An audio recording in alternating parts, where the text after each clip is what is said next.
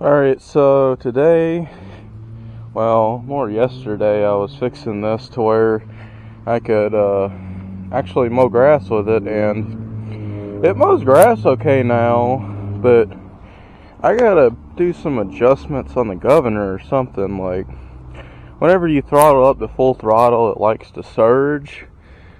It's something to do with how the governor's set up on it. I'm not really too sure.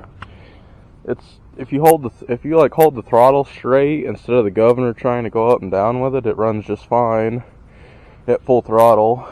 I fixed all the wiring up on this, switched a few things around, and this isn't the original motor. I think I might have said that this isn't the 25, this is the 22 off my good lawn mower, because that 25 started acting up on me.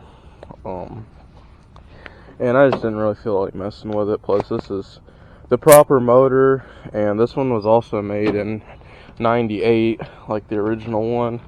Also, something I don't understand about this is this little, for your drive forward and back, it just like actually hits the dipstick. Like, if you can see it, I'm gonna try to keep it still, but it like actually, about right there, it actually hits, you can see it hits the dipstick when it goes up and down. I don't think it's really causing any damage to it, but I don't understand why they would design it like that. It don't make any sense.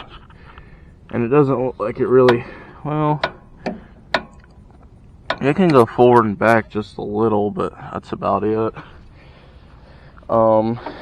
This thing does leak a little bit of gas out of, this is the only gas tank that works.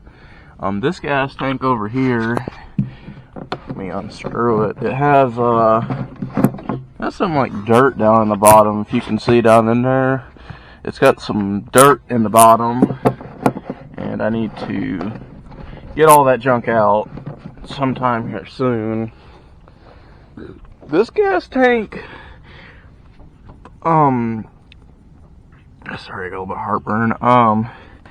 The gas tank on this side, if you fill it like to a certain amount, it just starts leaking, and I'm not sure exactly where it's leaking from, but it is leaking. And I filled this thing all the way to the top the other day, and it leaked a bunch of gas out in my garage floor. So yeah, it could also use some new fuel line too up under there.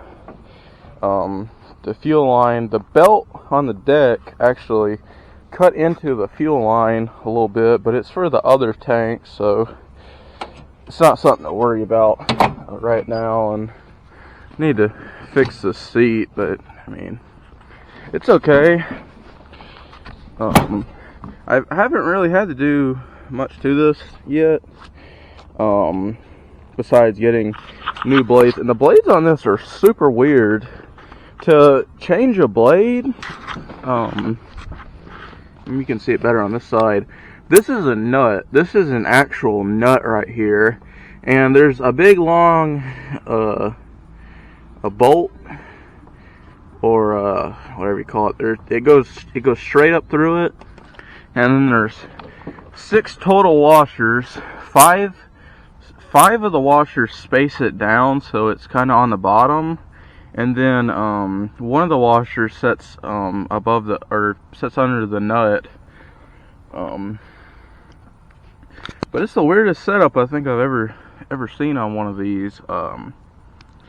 Usually it's just a bolt that holds the blades up, but I was gonna say, it's a little bit of a pain. I had to get someone to help me. I used my weight to kind of tilt up the back of the deck. I had like both front wheels on some blocks and stuff, just so I could get it up high enough to where I could actually change it. And I even, on my trailer that's right here, I took one of the ramps down. I kind of went off the side, but I couldn't manage to get more than one off. I mean, that's a good way to do it, but I don't have enough weight on the trailer, and this thing is like just super heavy. But it does run, it does cut grass now. See, it cuts pretty good. And actually the deck sets up pretty high on this too, surprisingly. How you like go up and down with this is you have to kind of pivot it down, and that lets the whole thing come up and down. It's kind of hard to do this, but yeah, you can basically see how that is. I guess I'll take you guys for a little drive and a little bit of mowing. I've been cutting the hell out of my grass because I've been wanting to use this thing, so there ain't really that much to cut. But I guess I'll cut beside my garage.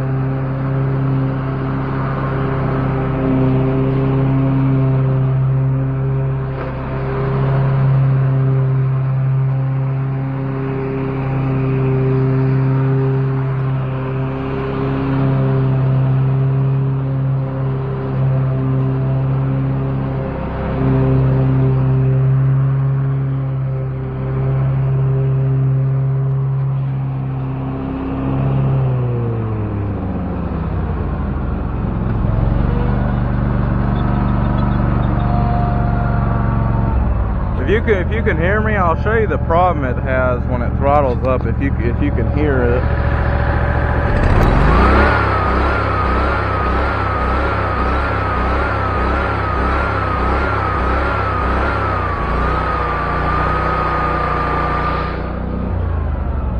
So you got to get to that sweet spot on it. Usually, what I do to get it going is I'll rev it up to full throttle. And in the middle of that, I will turn the blades on, but that'll be all for this video today.